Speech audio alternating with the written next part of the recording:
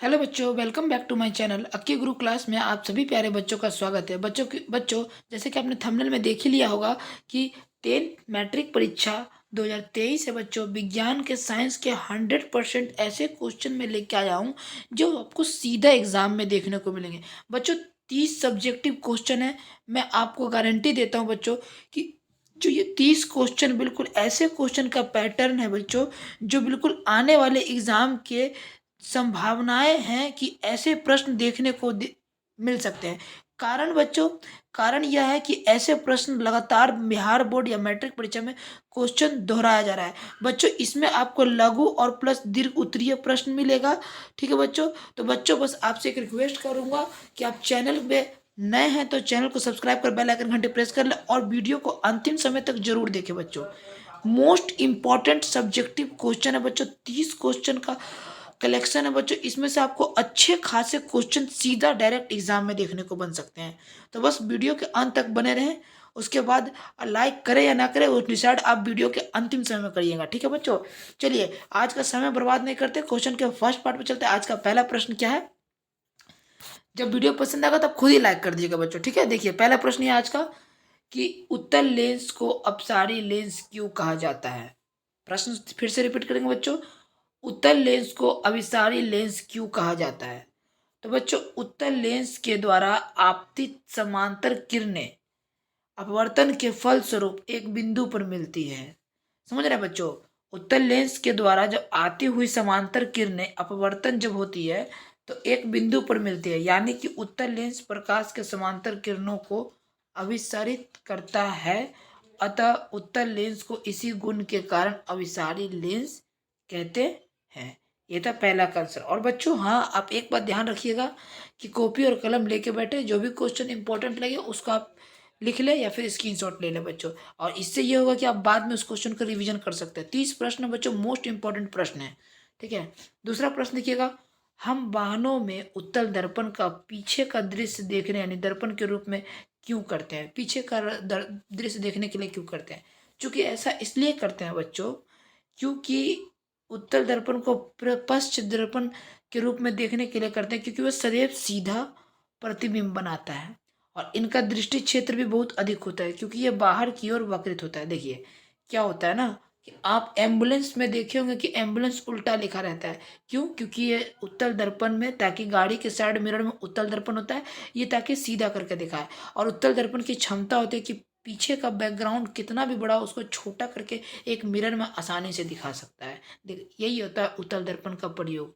ठीक है बच्चों, इसीलिए हम लोग गाड़ी के वाहनों में या वाहनों वगैरह में साइड मिरर में उत्तल दर्पण का प्रयोग करते हैं। और यहाँ से एक क्वेश्चन बनता है ये भी कि गाड़ी के जो हेडलाइट होता है उसमें कौन सा दर्पण होता है? तो उसमें अवतल दर्पण होता है, कभी मत भूलिएगा। ठीक है, चलिए तीसरा प्रश्न देखिएगा, प्रकाश पुंज क्या है, ये कितने प्रकार के होते हैं? ठीक है बच्चों, देखिएगा किरणों के समूह को प्रकाश पुंज कहते हैं। यह 3 प्रकार के होते हैं। पहला है बच्चों आपका अपसारी प्रकाशपूर्ण, दूसरा अभिसारी प्रकाशपूर्ण, तीसरा समांतर प्रकाशपूर्ण। ठीक है बच्चों, तो ये 3 प्रकार के होते हैं, आप इसको याद कर लीजिए, अपसारी, अभिसारी, समांतर। ठीक है बच्चों, चलिए चौथा प्रश्न देखिएगा, पार्श्विक विस्थापन से आप क्या समझते हैं? देखिए कांच की आयताकार सिल्ली से प्रकाश के अपवर्तन से आपतित किरण और निर्गत किरण के बीच लंबवत दूरी को पार्श्विक विस्थापन कहते हैं। ठीक है बच्चों, ये था चौथा का आंसर। उम्मीद है आपको क्वेश्चन के आंसर समझ में आ रहे होंगे। देखो बच्चों थोड़ा सा समय लूंगा क्योंकि 30 प्रश्न करवाने वाला हूँ। 30 प्रश्न कोई कम प्रश्न नहीं होता है। ठीक है बच्चों, आपको इस तरीके से पढ़ाऊंगा कि आपको क्वेश्चन याद भी हो जाएंगे, समझ में हो जाएंगे। 30 में से बच्चों 20 क्वेश्चन का तो गारंटी लेता हूँ कि आपको याद होने चाहिए, अगर आप पढ़ने वाले बच्चे हो तो। अगर आप नहीं पढ़ने वाले बच्चे हो, टाइम पास करने वाले हो, तो आपको तो एक भी प्रश्न नहीं याद होने वाला है। अभी वीडियो स्किप कर दो, अभी छोड़ दो अगर नहीं पढ़ने वाले बच्चे हो।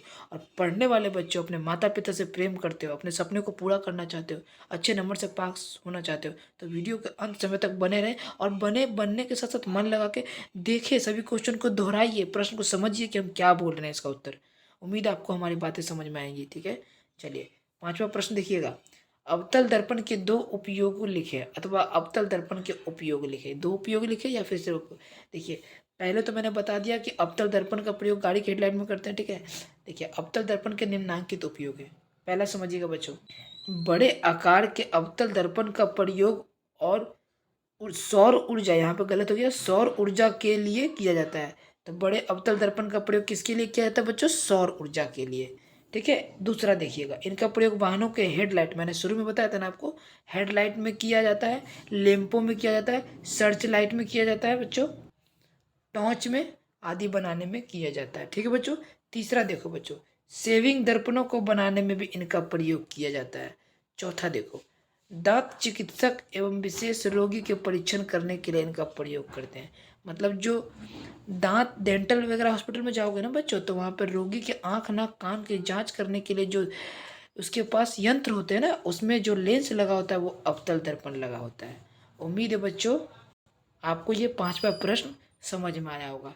ये थे अवतल दर्पण के उपयोग। बहुत इजी क्वेश्चन था। रोगी के आँख कान नाक जांच करने के लिए गाड़ी के हेडलाइट, लैंप, सर्च लाइट, सौर ऊर्जा का प्रयोग के लिए करते हैं। हो गया क्वेश्चन, इजी था। इजी बनाइए क्वेश्चन को आप लोग खुद से। छठा प्रश्न देखिएगा, समतल दर्पण में बनने वाले प्रतिबिंब की विशेषता लिखिए। इसका देखिए, समतल दर्पण के सामने जितनी दूरी पर कोई वस्तु रखी हो उसका प्रतिबिंब उतना ही पीछे बनता है। समतल दर्पण में किसी वस्तु के पूरे बिंब को देखने के लिए दर्पण का आकार में उससे आधा होना आवश्यक है। देखिए समझाते हैं। आप अपने घर पे अभी अगर मिरर होगा तो अभी मिरर लो, आप अभी मिरर के सामने जाओ और आप गौर करोगे, आप मिरर से जितनी दूरी पर खड़े हैं आपका प्रतिबिंब भी मिरर के अंदर उतनी दूरी पे ही बन रहा होगा। दूसरा मेन पॉइंट बात दूसरा, कि अगर अवतल दर्पण में पूरा प्रतिबिंब देखने के लिए आपको क्या करना होगा कि अवतल दर्पण का आकार में उससे आधा होना आवश्यक होना है। उम्मीद है बच्चों आप छठा नंबर का भी प्रश्न का उत्तर समझ गए होंगे। चलिए सातवां नंबर पर चलते हैं बच्चों। सातवां प्रश्न देखिएगा, पानी में डूबी हुई लकड़ी मुड़ी हुई प्रतीत होती है, क्यों? आपने गौर किया होगा कि किसी भी लकड़ी को या पेंसिल को जब आप पानी की बाल्टी में डालते हो तो हल्का मुड़ा हुआ प्रतीत होता है। इसका कारण सुनिएगा, जब पानी में लकड़ी का एक सीधा टुकड़ा डुबोया जाता है तो प्रकाश के अपवर्तन के कारण वह मुड़ा हुआ प्रतीत होता है। जैसे ही प्रकाश की किरणें सघन माध्यम से विरल माध्यम में जाती है, वैसे ही वो लंब से परे मुड़ जाती है, जिस कारण लकड़ी का टुकड़ा मुड़ा हुआ लगता है। बस यही कारण है कि पानी में डूबी लकड़ी या पेंसिल जो है मुड़ी हुई प्रतीत होती है। ठीक है, उम्मीद है आपको सातवां प्रश्न समझ में आया होगा। ठीक है बच्चों, चलिए आठवां प्रश्न पे चलते हैं बच्चों। आठवां प्रश्न क्या है? आपतित किरण, परावर्तित किरण, अविलंब, आपतन कोण, परावर्तित कोण की परिभाषा लिखिए। इजी क्वेश्चन है, समझाने का प्रयत्न करेंगे आपको। ठीक है, आपतित किरण, ठीक है बच्चों। आपतित किरण, देखिए आपतित किरण के बारे में समझाते हैं। सबसे पहले मेन पॉइंट, आपतित किरण है क्या? आने वाली किरण को आपतित किरण बोलते हैं। ठीक है, किसी दर्पण पर आकर टकराने वाली किरण को आपतित किरण कहते हैं। ठीक है, परावर्तित किरण, देखिए परावर्तित दर्पण पर टकराने के बाद लौटने वाली प्रकाश की किरण को परावर्तित किरण कहते हैं। अविलंब, जिस बिंदु पर आपतित किरण तथा परावर्तित किरण मिलती है उस बिंदु पर खींचा गया लंब अविलंब कहलाता है। ठीक है बच्चों, आगे देखिए, आपतन कोण, आपतित किरण तथा अविलंब के बीच बने कोण को आपतन कोण कहते हैं। परावर्तन कोण, परावर्तित किरण तथा अविलंब के बीच बने कोण को परावर्तन कोण कहते हैं। देखिए अब आपको ये तो था डेफिनेशन, मैं आपको ड्रॉ करके समझाता हूँ। ठीक है, ध्यान से सुनिएगा बच्चों। ये मान लो बच्चों, इस इधर एक मिनट में इधर आपको बच्चों, एक सेकंड में इसको देखो इधर समझा देंगे क्वेश्चन हुआ। ये एक रेखा हो गई बच्चों, समझिएगा। ठीक है, ये एक दर्पण हो गई। ठीक है, ये जो दर्पण से ये जो किरण आ रही है ना बच्चों, ये आने वाली किरण को आप लोग क्या पढ़ोगे? आपतित किरण। ये जो है यहाँ बिंदु से टकरा कर ये ऐसे लौट गई, इससे लौटने वाले को क्या बोलोगे आप? परावर्तित किरण बच्चों। ठीक है, अब यहाँ पे कॉमन वाली बातें क्या है, यहाँ पे सुनिएगा बच्चों। आपतन कोण तो ये हो गया, परावर्तन कोण ये हो गया, और ये जो आपतन कोण और परावर्तन कोण के बीच में जो खींचा गया जो लंब होता है ना, उसको अविलंब बोलते हैं। ठीक है, और ये आपतन कोण ये हो गया आपतन कोण, और ये हो गया परावर्तन कोण। इसको आई से सूचित करते हैं और इसको आर से, और हमेशा आई बराबर आर होता है। ये बात हमेशा ध्यान रखिएगा आप। ठीक है बच्चों, तो आपसे एक बात पूछी गई क्या जो मैंने नहीं बताई है, यहाँ पे पूछी नहीं कि मैं बता दूं। आपतन कोण, परावर्तन कोण, अभिलंब कोण, ये जिस बिंदु पर बनते हैं एक ही तल पे, उस बिंदु को आपतन बिंदु कहते हैं। उम्मीद है आपको ये 8 नंबर प्रश्न समझ में आया होगा। ठीक है बच्चों, चलिए 9 नंबर प्रश्न देखिएगा बच्चों। 9 नंबर प्रश्न क्या है, ऑक्सी हीमोग्लोबिन क्या है। प्रश्न क्या है, ऑक्सी हीमोग्लोबिन क्या है। आंसर से सुनिएगा बच्चों। रुधिर वर्णिका या हीमोग्लोबिन की लाल रक्त कोशिकाओं और कुछ अपृष्ठवंशियों के ऊतकों में पाया जाने वाला लोह युक्त ऑक्सीजन का परिवहन करने वाला धातु प्रोटीन है। रक्त में मौजूद हीमोग्लोबिन फेफड़ा या गिलों से शरीर के शेष भागों को ऑक्सीजन का परिवहन करता है, जहां वह कोशिकाओं के प्रयोगों के लिए ऑक्सीजन को मुक्त कर देता है। यह है ऑक्सी हीमोग्लोबिन। ठीक है, रक्त का रंग लाल क्यों होता है, तो हीमोग्लोबिन के कारण। रक्त आरबीसी का फुल फॉर्म क्या होता है, रेड ब्लड सेल्स। आरबीसी का जीवन काल 120 दिन का होता है। आरबीसी का कार्य क्या होता है कि पूरे शरीर में ऑक्सीजन को लेकर परिवहन करना। उम्मीद है आपको 9 नंबर का प्रश्न बच्चों समझ में आया होगा। ये था बच्चों 9 नंबर प्रश्न। ठीक है, तो उम्मीद है बच्चों 9 नंबर आपको प्रश्न समझ में आ गया होगा। चलिए 10 नंबर प्रश्न चलते हैं। ठीक है, श्वसन और दहन में 2 अंतर लिखें। ठीक है बच्चों, श्वसन और दहन में 2 अंतर क्या है, जरा ध्यान से सुनिएगा। ठीक है बच्चों, श्वसन और दहन।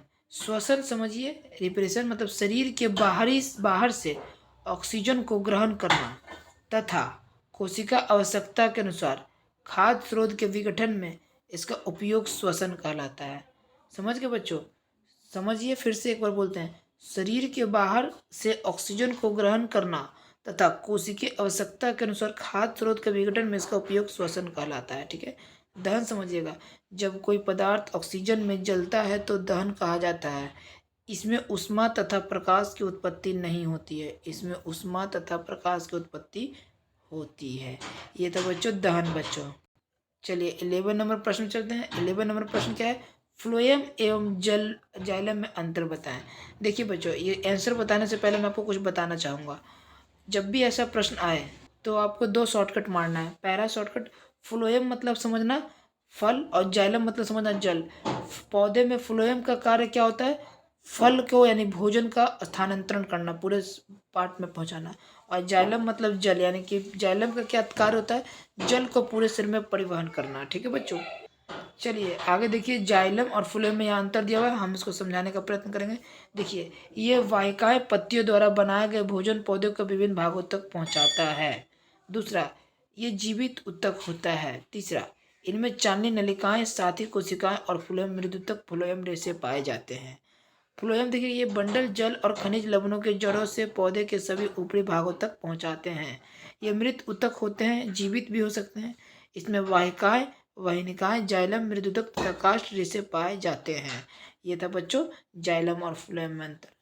चलिए 12 नंबर प्रश्न देखिएगा। 12 नंबर प्रश्न है, रक्त के 2 कार्य लिखे बच्चों। रक्त के 2 कार्य क्या है बच्चों, देखिएगा। रक्त के कार्य, रक्त एक तरल संयोजी ऊतक है बच्चों। क्या है, रक्त एक तरल संयोजी ऊतक है, क्योंकि वह अपने प्रवाह के दौरान शरीर के सभी ऊतकों का संयोजन करता है। वैसे रक्त 3 प्रमुख कार्य हैं। पहला, पदार्थों का परिवहन करना। रक्त का क्या काम है, शरीर में पदार्थों का परिवहन। दूसरा, संक्रमण से शरीर की सुरक्षा। तीसरा, शरीर के तापमान का नियंत्रण करना। ये था रक्त के कार्य। ठीक है, उम्मीद है आपको प्रश्न समझ में आ रहे होंगे। ठीक है, चलिए 13 नंबर प्रश्न में पढ़ते हैं। किण्वन क्या है बच्चों, ध्यान से सुनिएगा। किण्वन क्या है, वह रासायनिक क्रिया जिसमें सूक्ष्म जीव ईस्ट शर्करा का अपूर्ण विघटन करके CO2 तथा अल्कोहल, एसिटिक अम्ल इत्यादि का निर्माण होता है, किण्वन कहलाती है। इसमें कुछ ऊर्जा भी मुक्त होती है। आई रिपीट अगेन, वह रासायनिक क्रिया जिसमें सूक्ष्म जीव इस शर्करा के अपूर्ण विघटन करके CO2 मतलब कार्बन डाइऑक्साइड और अल्कोहल, एसिटिक अम्ल इत्यादि का निर्माण करती है, किण्वन यानी फर्मिनेशन कहलाती है। उम्मीद है आपको 13 नंबर प्रश्न समझ में आ गए होगा। 14 नंबर देखिएगा, कोशिका के 4 कोशिकांग के नाम लिखे।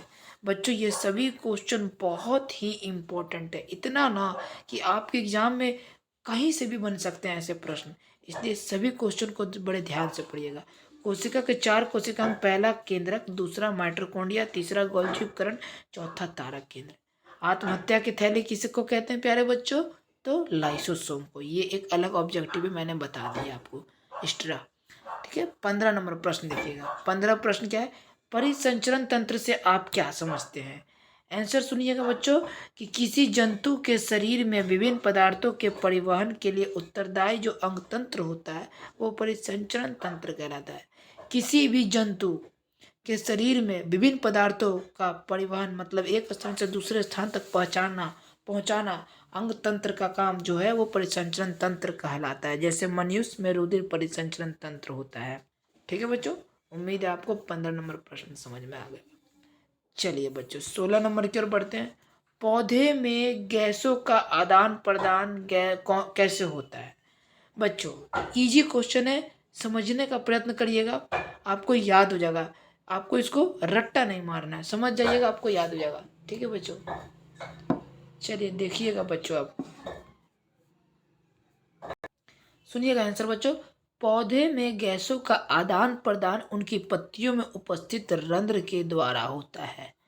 उनमें CO2 एवं O2 का आदान प्रदान विसरण क्रिया द्वारा होता है, जिसकी दिशा का पौधे की आवश्यकता एवं पर्यावरण अवस्थाओं पर निर्भर होती है। देखिए चित्र द्वारा समझिएगा क्या होता है ना बच्चों, ऐसा पत्ती होता है। ठीक है, इस पत्ती में क्या होता है ना प्यारे बच्चों, छोटे छोटे एक प्रकार का रंध्र होता है जिसको आप स्टोमाटा भी बोल सकते हैं। इसका क्या काम होता है? इसी रंध्र के द्वारा पौधे में गैसों का आदान प्रदान होता है। बस ये था इसका सटीक आंसर। आप और ज़्यादा जानते हैं तो उसको लिख सकते हैं। 17 नंबर प्रश्न देखिएगा बच्चों।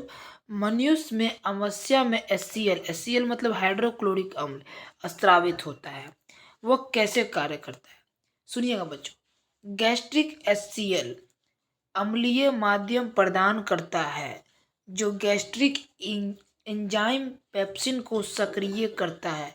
यह सक्रिय होकर भोजन में पाए जाने वाले विभिन्न कीटाणु को मारता है। तो कुछ चूंकि इस प्रकार HCl कार्य करता है। चलिए बच्चों 18 प्रश्न पर चलते हैं। 18 नंबर प्रश्न है, सोडियम को केरोसिन के तेल में डुबाकर क्यों रखा जाता है? आंसर सुनिएगा बच्चों, इजी क्वेश्चन है। सोडियम जिसके संकेत होता है Na और जिसका परमाणु संख्या होता है 11। आंसर सुनिएगा बच्चों, सोडियम सक्रिय धातु है जो वायु में उपस्थित ऑक्सीजन से क्रिया करके सोडियम ऑक्साइड बनाती है। यह पानी से क्रिया कर सोडियम हाइड्रोक्साइड तथा हाइड्रोजन उत्पन्न करती है। वायु में खुला छोड़ देने पर यह आग पकड़ लेती है, इसलिए इसे मिट्टी के तेल में डुबो कर रखते हैं। पानी में क्यों नहीं रख सकते? क्योंकि पानी में ये सोडियम हाइड्रोक्साइड हाइड्रोजन उत्पन्न करने लगेगी और हवा में बच्चों ऑक्सीजन से अभिक्रिया कर ऑक्साइड बनाने लगेगी। लेकिन केरोसिन में ऐसा कुछ नहीं होता, इसलिए इसको केरोसिन के तेल में सोडियम को हम लोग डुबा कर रखते हैं। उम्मीद है आपको 18 नंबर प्रश्न समझ में आया होगा। चलिए 19 नंबर देखिएगा। खनिज और अयस्क क्या है? लौह के 2 अयस्कों के नाम उनके आणविक सूत्र के साथ लिखें। आंसर सुनिएगा प्यारे बच्चों, आंसर क्या है? खनिज ऐसे प्राकृतिक पदार्थ जिनमें धातुएं अपने यौगिक के रूप में होती है, खनिज कहलाते हैं। बच्चों खनिज ऐसे प्राकृतिक पदार्थ जो धातु के रूप में पृथ्वी की पहली भूपट्टी पर पाई जाती है उसे खनिज कहते हैं, जैसे फेल्सपार, अभ्रक आदि। अयस्क सुनिएगा बच्चों, इन खनिजों को जिनसे लाभप्रद ढंग से धातुओं का निष्कर्षण किया जाता है अयस्क कहलाते हैं, जैसे हेमेटाइट, बॉक्साइट आदि। लोहे के 2 मुख्य अयस्क के नाम एवं आणविक सूत्र निम्नलिखित हैं। पहला हेमेटाइट Fe2O3, दूसरा आयरन पायराइट FeS2। ये है बच्चों दूसरा आंसर। ठीक है, 19 नंबर प्रश्न भी समाप्त हुआ। उम्मीद है आपको समझ में आया होगा। 20 नंबर प्रश्न देखिएगा प्यारे बच्चों। 20 नंबर क्या है? गैल्वेनीकरण किसे कहते हैं? बच्चों गैल्वेनीकरण किसे कहते हैं? आंसर सुनिएगा बच्चों, लोहे की बनी वस्तुओं को पिघले हुए जिंक में डुबो देने से या विद्युत विधि द्वारा लोहे पर एक बारीक जिंक की परत चढ़ा देने की प्रक्रिया को गैल्वेनीकरण कहते हैं। उम्मीद है आपको 20 नंबर आंसर याद हो गया होगा बच्चों। अगले प्रश्न बढ़ते हैं बच्चों। 21 नंबर प्रश्न क्या है सुनिएगा बच्चों। कॉपर को वायु में खुला छोड़ने पर वह हरे रंग का हो जाता है, क्यों? तो बच्चों इजी क्वेश्चन है, समझने का प्रयत्न करिएगा। कॉपर वायु में उपस्थित आर्द्र कार्बन डाइऑक्साइड के साथ अभिक्रिया करता है, जिससे इसकी सतह से भूरे रंग की चमक धीरे धीरे खत्म हो जाती है तथा इस पर हरे रंग की चमक चढ़ जाती है और यह हरा पदार्थ कॉपर कार्बोनेट होता है। बस इसीलिए कॉपर को वायु में खुला छोड़ने पर हरे रंग का हो जाता है। ये था 21 नंबर प्रश्न। चलिएगा 22 नंबर देखिएगा, जंग क्या होता है, इसके रासायनिक सूत्र के बारे में बताएं। तो बच्चों समझिएगा, क्या है कि लोहे की बनी वस्तुओं को वायु में खुला छोड़ देने से उन पर हाइड्रोक्साइड एवं हाइड्राइड की परत जम जाने को जंग लगना कहते हैं। ये लाल भूरे रंग की खुरदरी परत होती है। इसमें लोहे का क्षय होता है, मतलब लोहे का नुकसान होता है, खत्म होता है। इसका रासायनिक सूत्र Fe2O3 H2O। ये है बच्चों इसका रासायनिक सूत्र। उम्मीद है आपको 22 नंबर प्रश्न भी समझ में आया होगा। नहीं समझ में आया, वीडियो को रिवाइज कीजिए, रिवीजन पीछे कीजिए, उसके बाद देखिए, स्लो कीजिए, पॉज करके देखिए, पर समझिए। ठीक है। 23 नंबर देखिएगा, कार्बन एवं उसके अपरूप के बारे में बताएं। बच्चों कार्बन जिसकी परमाणु संख्या 6 और परमाणु संख्या C। बच्चों कार्बन ऐसा धातु है जो विभिन्न रूप में रह सकता है। इसके प्रत्येक रूप को अपरूप कहते हैं। ठीक है बच्चों, प्रत्येक रूप को क्या कहते हैं? अपरूप कहते हैं। हीरा कार्बन का एक अपरूप है। क्या है? हीरा कार्बन का एक अपरूप है। यह सबसे कठोर प्राकृतिक पदार्थ है और इसका द्रव्यनांक क्वथनांक बहुत अधिक है। कार्बन का एक अन्य अपरूप ग्रेफाइट विद्युत का सुचालक है। जानते हैं बच्चों ग्रेफाइट क्या होता है? जो पेंसिल की जो लीड होती है ना, उसको ग्रेफाइट कहते हैं और वो उसमें करंट आसानी से प्रवाह किया जा सकता है। चलिए 24 नंबर प्रश्न देखिए बच्चों। अब तो आपको मैं जरूर ये बात बोल सकता हूँ कि अगर आपको हमारी वीडियो पसंद आ रही है तो अब आप लाइक कर सकते हैं। अगर पसंद आ रही है तो अभी तक चैनल को सब्सक्राइब नहीं किया है तो चैनल को सब्सक्राइब कर बेल आइकन घंटी प्रेस कर ले और अपने सभी दोस्तों के पास शेयर करिए। ठीक है। 24 नंबर प्रश्न देखिएगा, कायिक प्रवर्धन को परिभाषित करें। बच्चों कायिक प्रवर्धन क्या है? जब पौधे को किसी भी अंग से नया पौधा तैयार होता है तो उसे कायिक प्रवर्धन कहते हैं। देखिए जैसे एक्चुअली मान लीजिए कि देखिए एक समझाने का प्रयत्न है। मान लीजिए कि ये आलू है, तो ये जो आलू है यहाँ यहाँ यहाँ इस आलू में ऐसे ऐसे आप देखे होंगे कि कायिक प्रवर्धन होता है बच्चों। ये कायिक प्रवर्धन यहीं से एक क्या होता है ना बच्चों कि एक नए प्रकार के पौधे के अंग निकलते हैं, बस इसी को कायिक प्रवर्धन कहते हैं। उम्मीद है आपको ये समझ में आया होगा बच्चों। चलिए 25 नंबर प्रश्न देखिएगा। 25 नंबर प्रश्न क्या है? गर्भ निरोधक युक्तियां अपनाने के क्या कारण हो सकते हैं? देखिएगा बच्चों, समझने का प्रयत्न करिएगा। गर्भ निरोधक का मतलब होता है गर्भ धारण करने की शक्तियों को कम करना या रोकना। ठीक है बच्चों, तो गर्भ निरोधक मतलब गर्भ धारण करने की क्षमता को कम करना या उसे बिल्कुल तरह से रोक देना, उसी को गर्भ निरोधक कहते हैं। तो यहाँ बोल रहा है कि गर्भ निरोधक युक्ति जो मतलब जिस चीज से हम लोग गर्भ धारण को रोकते हैं उसका अपनाने का हम लोग का क्या कारण हो सकता है, यहाँ पे ये बात की जा रही है। तो देखिएगा बच्चों, गर्भ निरोधक युक्ति मुख्य रूप से गर्भ को रोकने के लिए ही अपनाई जाती है। इनसे बच्चे की आयु में अंतर बढ़ाने में भी सहयोग लिया जा सकता है। समझ रहे हैं? जैसे कोई बच्चा इस साल जन्म लिया, जैसे मान लीजिए मैं आपको एग्जाम्पल समझाता हूँ। कोई बेबी जो है बच्चों आपका, यह क्वेश्चन है बच्चों कि अगर कोई बेबी जो है जैसे 2022 चल रहा है, तो 2022 में अगर कोई बेबी का जन्म होता है तो 2023 में उसका अगर दूसरा बच्चा भी जन्म होने की संभावना है। तो इससे बच्चों जो माँ होती है उसके गर्भ पे काफ़ी प्रभाव पड़ता है। तो हम लोग एक बाजार में काफ़ी सारी युक्तियाँ उपलब्ध है जिसका इस्तेमाल कर गर्भ धारण को रोक सकते हैं, और जो ये 2023 जो होने वाली थी उसको हम लोग 2024-2025 कर सकते हैं। तो बच्चों बस यही था। और गर्भ धारण को साथ साथ बच्चों बच्चे की आयु में बढ़ाने के साथ साथ हम लोग कई सारे चीज़ों का इस्तेमाल और कई सारी बीमारियों से भी बचते हैं। जैसे कॉन्डम का प्रयोग करते हैं से देखिए कॉन्डम एक युक्ति है जिससे क्या होता है कि पुरुषों के द्वारा प्रयोग करने पर यौन संबंधित कई प्रकार की संक्रमण जैसी बीमारी से बचा जा सकता है। उस बीमारी का नाम भी मैं बता दूं, एड्स, HIV। जरूरी नहीं है बच्चों यौन संबंध करना, वो HIV एड्स कई प्रकार से भी हो सकते हैं। ठीक है, लेकिन इससे भी यौन संबंध बनाने से भी HIV एड्स हो सकते हैं। ठीक है, तो बच्चों बस यही था कि गर्भ निरोधक की युक्ति को अपनाने का क्या कारण है। उम्मीद है आपको ये प्रश्न समझ में आए होंगे। चलिए बच्चों 26 नंबर प्रश्न की ओर बढ़ते हैं। 26 नंबर प्रश्न क्या है? एक कोशिकीय एवं बहुकोशिकीय जीवों की जनन पद्धति में क्या अंतर है? ध्यान से सुनिएगा। एक कोशिकीय प्राय विखंडन, मुकुलन, पुनरुद्भवन, बहुखंडन आदि विधियों से जनन करते हैं। उनमें केवल एक ही कोशिका होती है। वे सरलता से कोशिका विभाजन के द्वारा तेजी से जनन कर सकते हैं।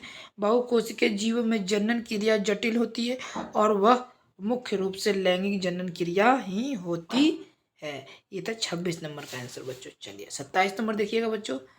एक लिंगी और द्विलिंगी जीव की परिभाषा में एक एक उदाहरण के साथ दीजिए। बच्चों, एक लिंगी जीव जिस जीव में नर और मादा अलग अलग होते हैं उसे एक लिंगी जीव कहते हैं। उदाहरण मनुष्य। द्विलिंगी जीव जिस जीव में नर और मादा दोनों उपस्थित होते हैं उसे द्विलिंगी जीव कहते हैं। उदाहरण के लिए केचुआ। केचुआ बच्चों द्विलिंगी जीव है। ठीक है। चलिए 28 नंबर देखिएगा। यौवना आरंभ के समय लड़कियां में कौन सा परिवर्तन दिखाई देता है? एक्चुअली क्या है बच्चों, यौवना आरंभ मतलब बच्चे को बाल अवस्था से युवा अवस्था में जाने की प्रक्रिया को ही यौवना आरंभ कहते हैं। देखिए, यौवना आरंभ के समय लड़कियों में निम्न परिवर्तन दिखाई देता है। शरीर के कुछ नए भागों जैसे कांख और जांघों के मध्य जननांगी क्षेत्र बाल गुच्छ निकल आते हैं। ठीक है, बाल के गुच्छ उत्पन्न होने लगते हैं। दूसरा समझिएगा, हाथ पैर पर महीन रोमे आ जाते हैं, हल्के हल्के रोमे आने लगते हैं। ठीक है। तीसरा समझिएगा, त्वचा। त्वचा तैलीय हो जाती है। जो फेस और गालों के बीच हल्का टच करने पे क्या होता है ना बच्चों, हल्का तेल तेल टाइप का लगने लगता है। कभी कभी पिंपल्स यानी मुहासे भी निकल आते हैं। आगे देखिए, वक्ष के आकार में वृद्धि होने लगती है। आगे समझिएगा, पांचवा, स्तनाग्र की त्वचा का रंग गहरा होने लगता है। यानी जहाँ से दूध स्त्राव होता है ना, दुग्ध माताओं का, वो जो उसका रंग जो है बच्चों वो गहरा होने लगता है। रजोधर्म होने लगता है। रजोधर्म का मतलब क्या होता है? मासिक स्त्राव। ठीक है बच्चों, जो लड़कियों में होता है वो उसे रजोधर्म को मासिक स्त्राव कहते हैं। ये बच्चों है यौवना आरंभ के समय लड़कियों में होने वाले परिवर्तन। ठीक है बच्चों। चलिए अब देखिए, पुरुषों में भी कुछ ऐसे ही होते हैं लेकिन इसमें से कुछ अलग होते हैं। क्या होता है कि पुरुषों में कांख, जांघों और मध्य जननांगों के बीच में बाल के गुच्छे आने लगते हैं। पहला बिल्कुल सेम मिल जाएगा। दूसरा, हाथ पैर पर महीन रोमे आ जाते हैं। दूसरा भी मिल जाएगा। तीसरा, त्वचा तैलीय और मुहासे हो जाए, कभी कभी मुहासे निकल, तीसरा भी मिल जाएगा पुरुषों में। लेकिन चौथा नहीं मिलेगा। वक्ष का आकार नहीं, पुरुषों में क्या होता है कि छाती चौड़ी होने लगती है। ठीक है बच्चों। ठीक है बच्चों, उसमें मर्दों में क्या होता है, छाती चौड़ी होने लगती है। ठीक है। और स्त्रियों में कमर का आकार चौड़ा होने लगता है। और यहाँ पांचवा नंबर भी नहीं मिलेगा क्योंकि इसके जगह माँ उनके मूछे दाढ़ी आने लगती है। और छठा नंबर में ये भी नहीं मिलेगा। उसकी जगह क्या हो जाएगा कि उनके आवाज़ भारी होने लगता है, कंठ निकल जाता है। ठीक है। तो बस ये था पुरुषों के परिवर्तन। तो मैंने स्त्रियों और पुरुषों दोनों का मतलब समझा दिया। और एक मेन चीज़ नहीं बताया, मेन चीज़ बताते हैं। पुरुषों में क्या होता है बच्चों, तो क्या होता है, एक सेकेंड, ये होता है बच्चों की सबसे बड़ी जनन क्षमता जो है बच्चों वो दोनों में आ जाती है। पुरुषों में शुक्राणुओं का निर्माण होने लगता है और महिलाओं में अंडाणुओं का निर्माण होने लगता है। तो ये था मेन। ठीक है। 28 नंबर भी प्रश्न उम्मीद है आपको समझ में आ गए होंगे और समझ गए होंगे आप लोग। चलिए इसका भी उतार लीजिए क्वेश्चन और बना लीजिए। ठीक है। चलिए 29 नंबर देखिएगा बच्चों। 29 नंबर क्या है? चलिए बच्चों 29 नंबर प्रश्न देखिएगा। 29 नंबर क्या है? 29 नंबर प्रश्न बच्चों, लैंगिक जनन का क्या अर्थ है, इसकी क्या शर्तें हैं? तो बच्चों लैंगिक जनन का जो अर्थ है उसकी जो शर्तें हैं वो ध्यान से सुनिएगा। लैंगिक जनन एक कोशिकीय तथा बहुकोशिकीय दोनों जीवों में से होता है। लेकिन कुछ पौधे तथा जंतुओं में जैसे केचुआ, हाइड्रा में एक ही जीव नर तथा मादा दोनों युग्मकों का उत्पन्न करता है। ऐसे जीवों को उभयलिंगी या द्विलिंगी जीव कहते हैं। लेकिन जनन में जीव के लिंग कोशिकाओं या युग्मक अर्धसूत्री कोशिका विभाजन द्वारा बनते हैं। यह अगुणित होते हैं। ठीक है बच्चों, ये था 29 नंबर का प्रश्न। स्क्रीनशॉट मारें या फिर कॉपी में लिख लें। चलिए आज का लास्ट और 30वां प्रश्न है, आखिरी प्रश्न है। उम्मीद है बच्चों को सेशन पसंद है, आ रहा होगा। 30वां प्रश्न बच्चों, उत्पादक से आप क्या समझते हैं? उत्पादक है बच्चों, ध्यान से समझिएगा। उत्पादक से आप क्या समझते हैं? उत्पादक वे जीव होते हैं जो खाद्य पदार्थ का उत्पादन करते हैं, जो पैदावार करते हैं। किस चीज़ों का? तो खाने वाली चीज़ों का। इस वर्ग के अंतर्गत वे समस्त पौधे आते हैं जिनमें क्लोरोफिल नामक हरित वर्णक होता है। और आपको पता है कि पत्ती का रंग हरा क्यों होता है बच्चों? तो क्लोरोफिल के कारण। ये पौधे सूर्य के प्रकाश की सहायता से प्रकाश संश्लेषण प्रक्रिया द्वारा खाद्य पदार्थ उत्पन्न करते हैं। आपको पता है ना बच्चों, प्रकाश संश्लेषण किसे कहते हैं? सूरज की उपस्थिति में जो वैसे पौधे जो अपना भोजन स्वयं तैयार करते हैं उसे तो स्वपोषण कहते हैं, और जो सूरज की उपस्थिति में भोजन तैयार करने की प्रक्रिया को प्रकाश संश्लेषण कहते हैं बच्चों। और उसमें जो भोजन तैयार करते हैं वो उसको ग्लूकोज तैयार करते हैं, स्टार्च, जिसका सूत्र होता है C6H12 बच्चों और O6। ये हो गया बच्चों उसका सूत्र। उम्मीद है बच्चों आपको ये 30 नंबर प्रश्न भी समझ में आया होगा। ये था बच्चों 30 आज का लास्ट और आखिरी प्रश्न। उम्मीद है बच्चों आज का सेशन आपको पसंद आया होगा। बच्चों आपसे रिक्वेस्ट है, विनती है बच्चों, एक क्वेश्चन पे 1 मिनट दिया हूँ, 30 प्रश्न पे 30 मिनट दिया हूँ। आज का प्रश्न संभव पूरी तरह से खत्म कर दिए हैं। उम्मीद, और ऐसे प्रश्न बच्चों आपको सीधा एग्जाम में देखने को मिल सकते हैं, बन सकते हैं। तो बच्चों आज का सेशन हमारा यहीं समाप्त होता है, और हमें ज़रूर बताएं कि आज का क्लास आपको कैसा लगा और आपको पढ़ाने का हमारा पढ़ाने का आपको तरीका कैसा लगता है। ज़रूर कमेंट करके बताइएगा, ठीक है बच्चों। और बच्चों की रिक्वेस्ट रहेगा, अभी तक आपने चैनल को सब्सक्राइब नहीं किया तो सब्सक्राइब कर बेल आइकन घंटे प्रेस कर ले, और साथ ही अपने सभी दोस्तों के पास शेयर करें, ठीक है बच्चों। तब बच्चों आज के लिए इतना ही, मिलते हैं अगले स्टडी की वीडियो में। तब तक अपना ख्याल रखें, अपने माता पिता का ख्याल रखें, मन लगा पढ़ें और अपने माता पिता का नाम रोशन करें, ठीक है। तब तक के लिए बाय बाय, टेक केयर, जय हिंद, जय भारत, स्वस्थ रहिए, मस्त रहिए।